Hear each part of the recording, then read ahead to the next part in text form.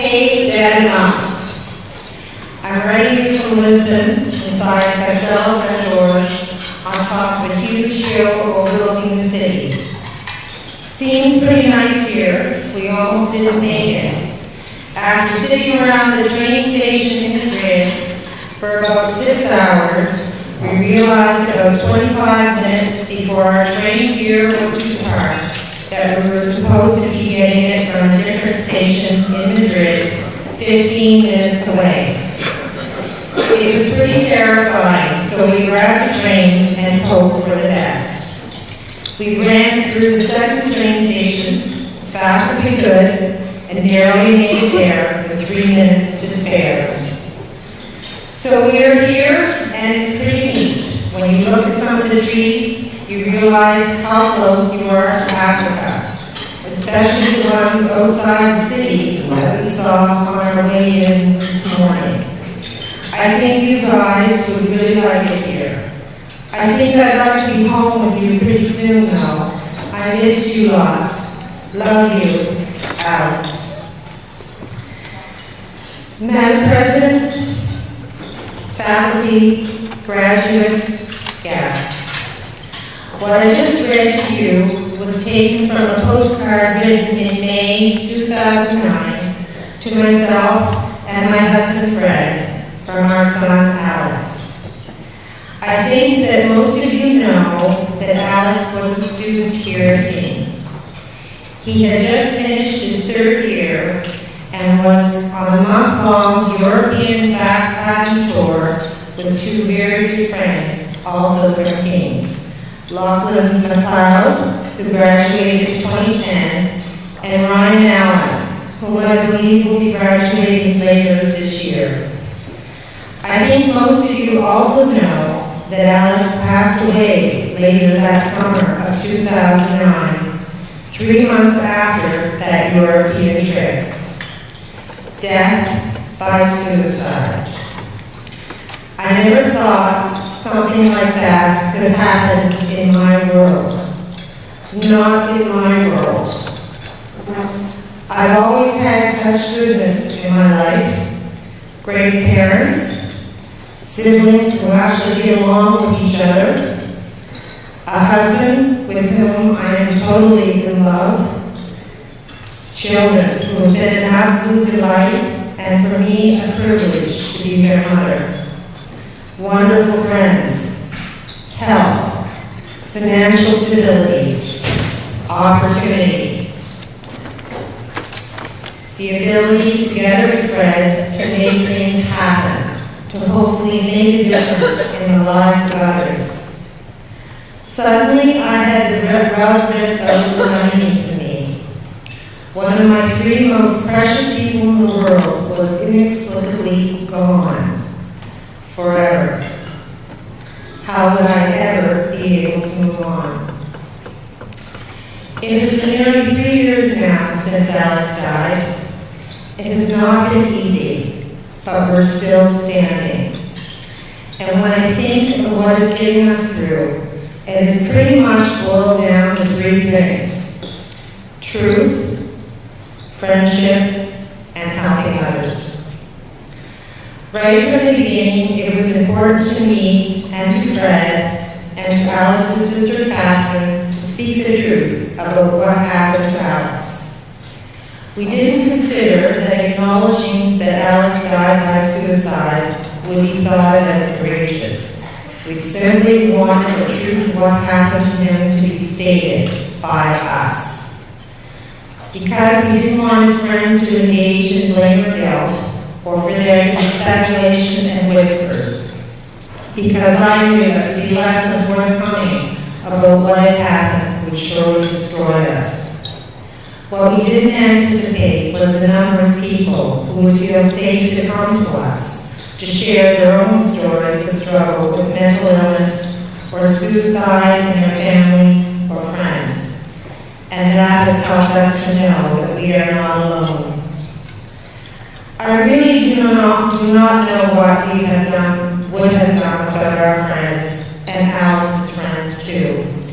We had some truly amazing and wonderful friends, old and new, who wrapped their arms around around us and brought us along, and continue to do so. And we were very fortunate to have many ongoing projects and commitments, some big, some not so big, that have reinforced that we were not the only ones in the world to have tragedy strike or who needed the help of others. So, graduates, you might be asking yourselves, well, what has any of this to do with me? Well, tonight and tomorrow, you too are moving on from a life-altering experience, your years here in Kings, although I hope your experience has been a positive and fulfilling one. But I believe you too can always benefit from the three things that are helping me to move forward, to move on. Cherish and work on your friendships. Don't let them fade away or neglect them. Start right now. These people you've spent the last 4 or more years with, make the effort to keep them in your lives. Your true friends will be there for you in the best of times, but more importantly, they will be there for you in the worst of times. Be truthful to others and to yourself. As corny as it may sound, the truth can really set you free.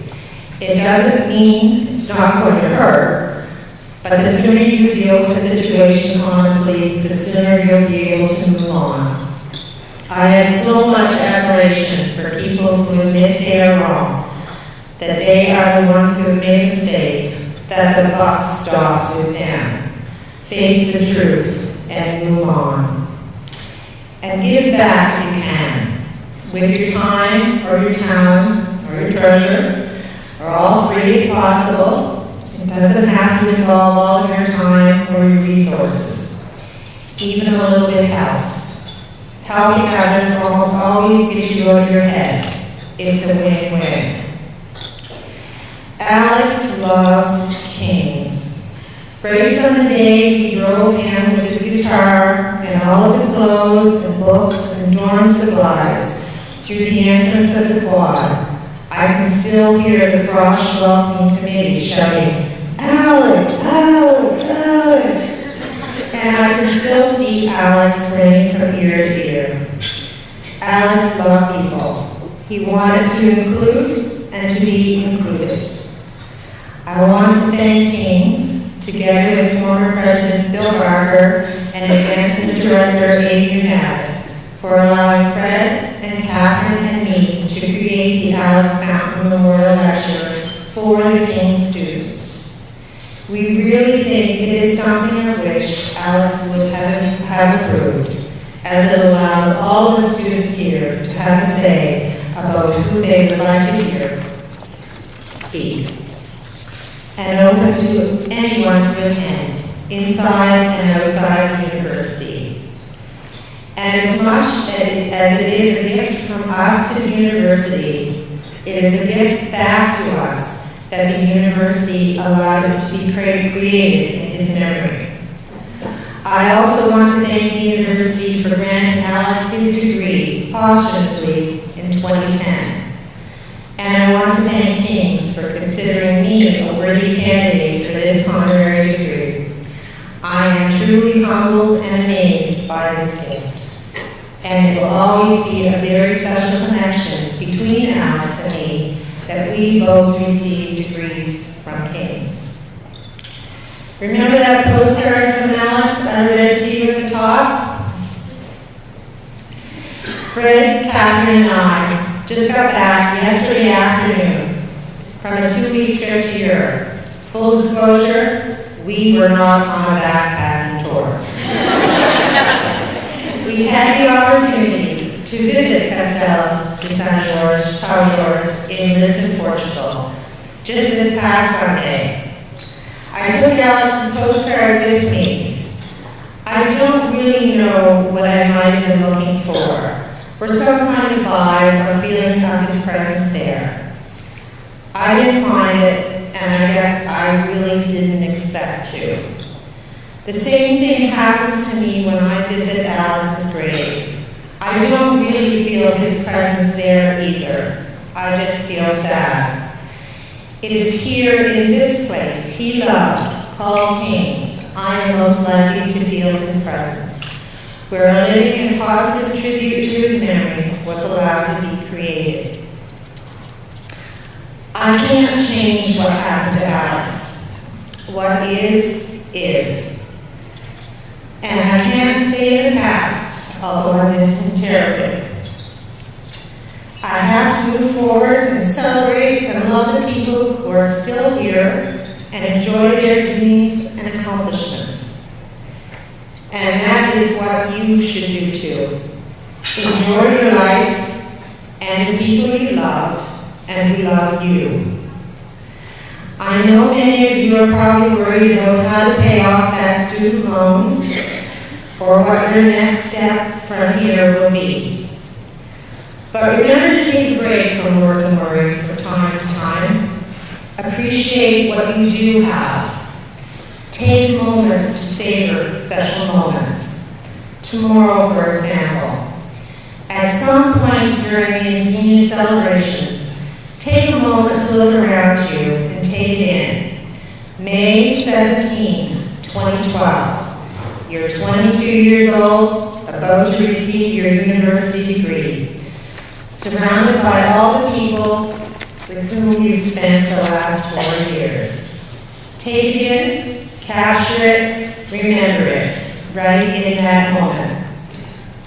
And one last very important thing.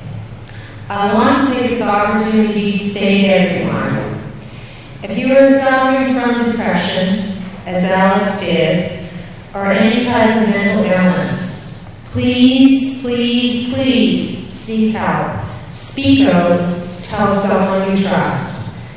Being silent helps no one. And there are so many people out there who truly do care about you. We need you in this world.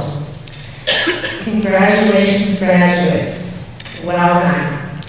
I am honored to be a member of the class of 2012. Thank you.